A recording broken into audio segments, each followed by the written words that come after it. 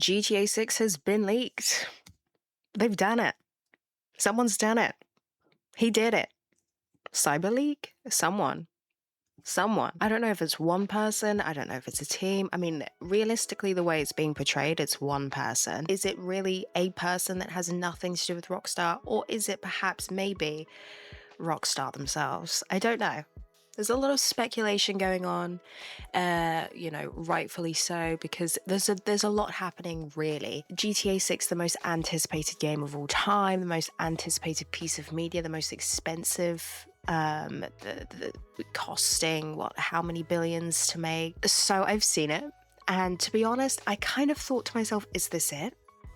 I kind of thought watching the leaked gameplay, I was kind of like, is this it? Is this it? Where's the rest, We got nothing, really. We got a couple of trailers, we got no gameplay, and then all of a sudden the leaks drop. And of course, we're all expecting the best and like monumental fireworks, explosions, crazy stuff. And so to kind of get this mundane gameplay footage that's like been leaked and is really not, he's drifting around doing circles, he's in a plane,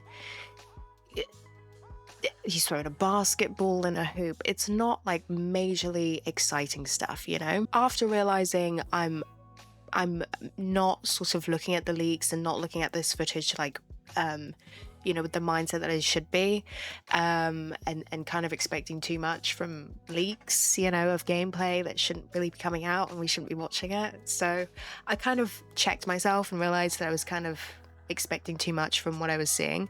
And then, the information that can be learned from these clips were learned. So there's a bunch of stuff we have found out. What is important is it felt like the GTA essence was there. That I did feel, and that's a great sign. That's a green flag to me, because I'm a little bit nervous for GTA 6 for obvious reasons, such as like the leaks, but also for several reasons that I'll get into in another video. There's a hell of a lot of information that has now came out from these leaks, that we're going to go into and we're going to talk about in a minute.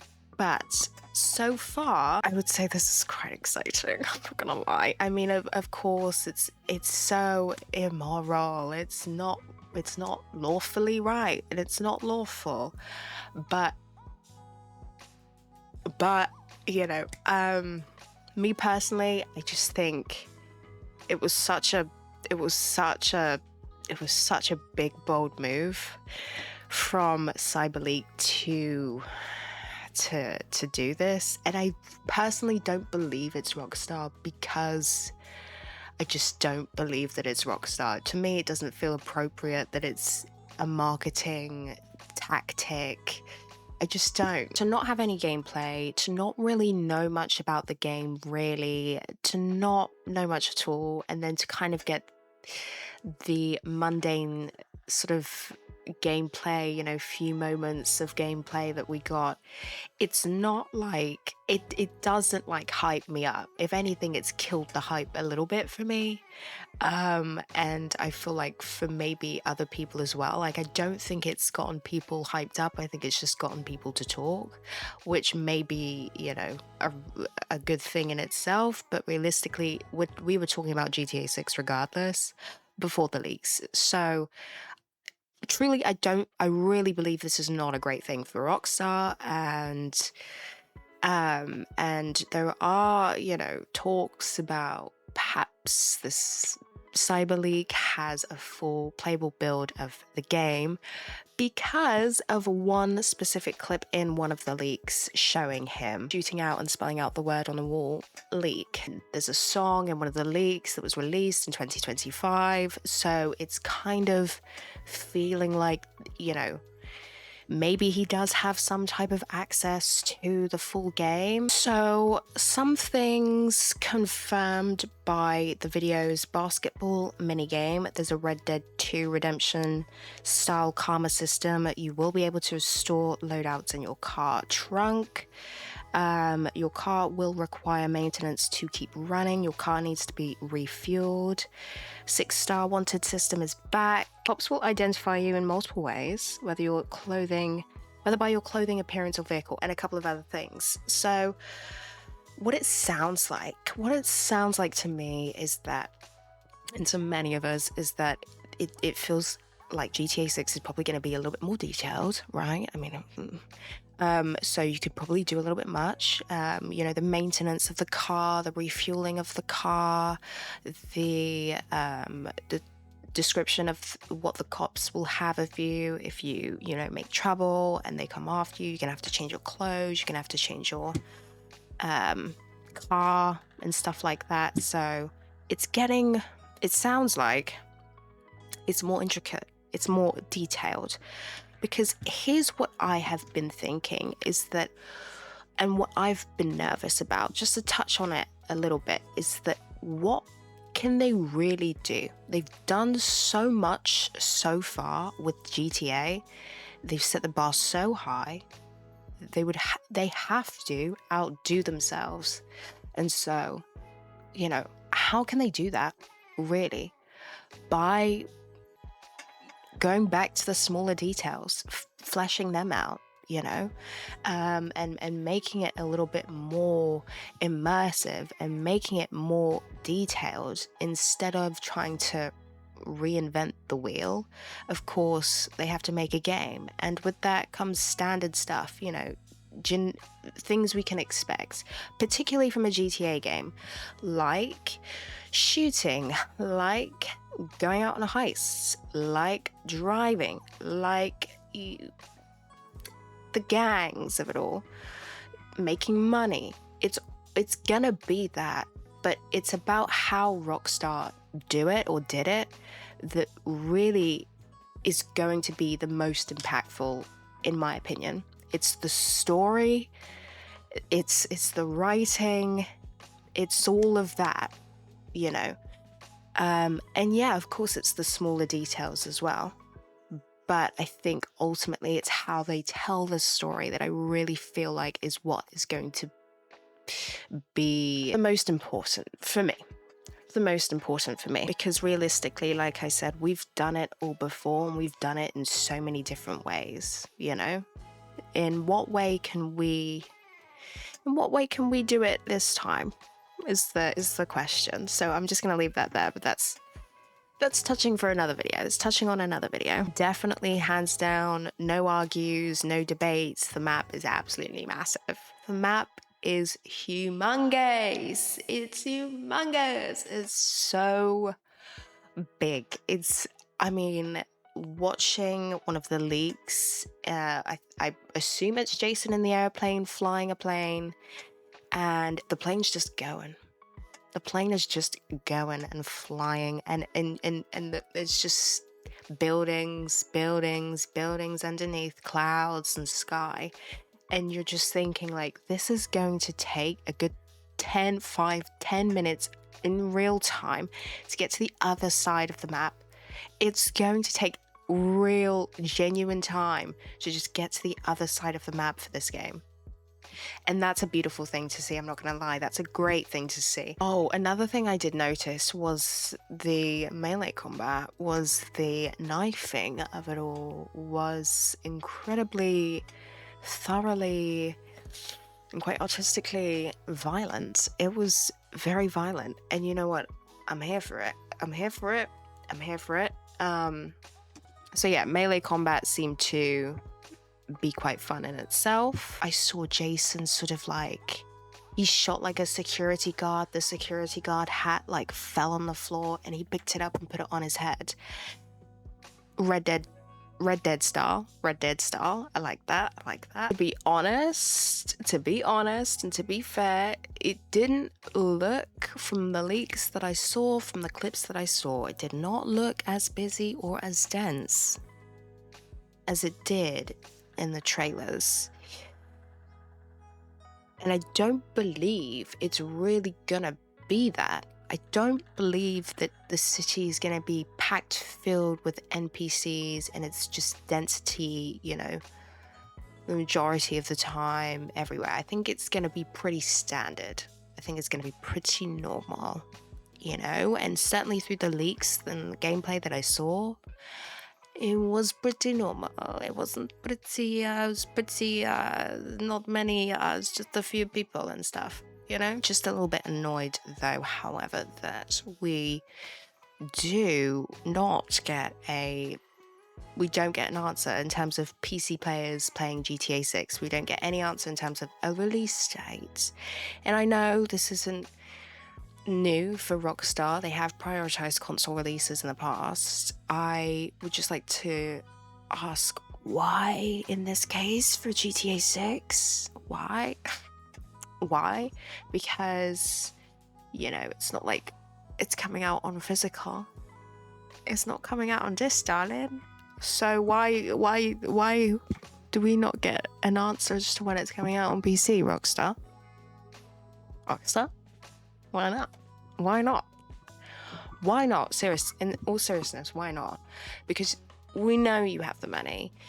We know you had the time. And we know it's not coming out on physical. So I mean, maybe there's something that I'm missing that, you know, is obvious to everyone that I just don't know. But I feel like in this day and age, and particularly because it is GTA 6, I feel like with this one they could have prioritized, you know, a PC. Even just give me a release date, please. Just a release date, just a date, even. There'd be something tangible, but to like get nothing.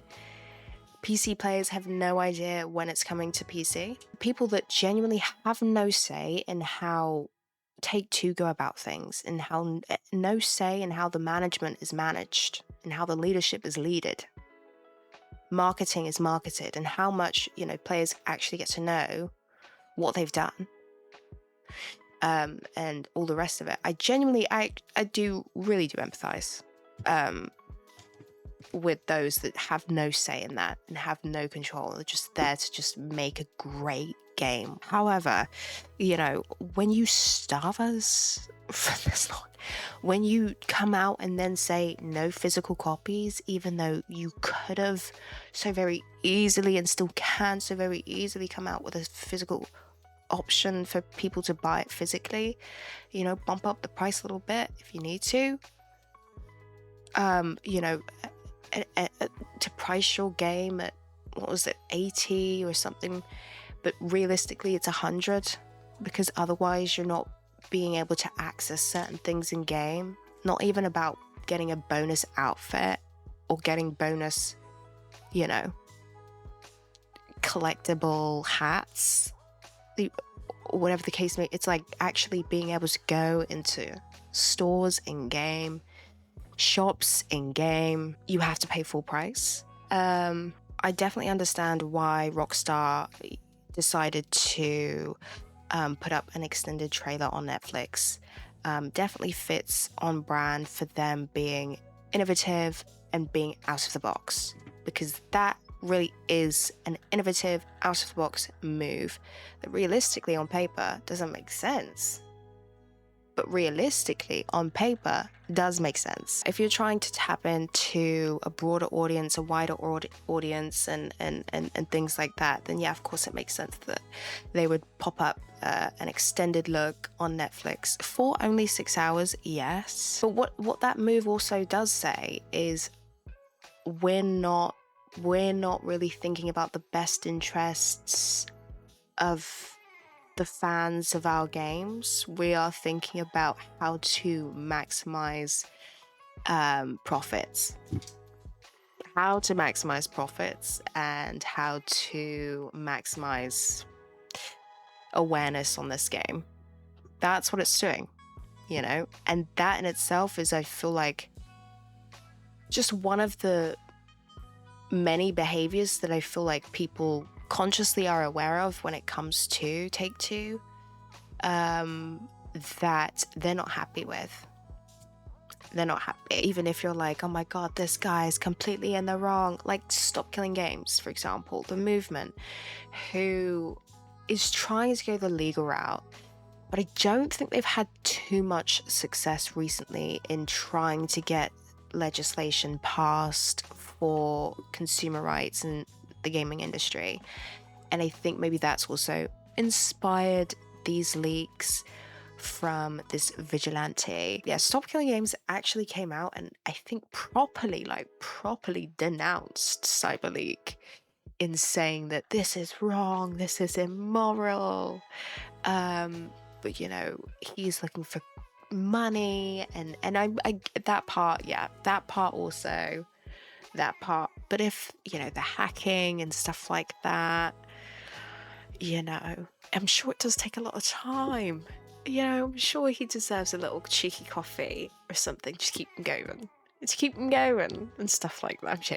I'm joking. It's a little red flaggish. I'm not gonna lie, but I get it. I think it would have been much cooler if the guy was just like, here's the leaks, get GTA 6 on physical, end of story. Nobody would have had anything to say.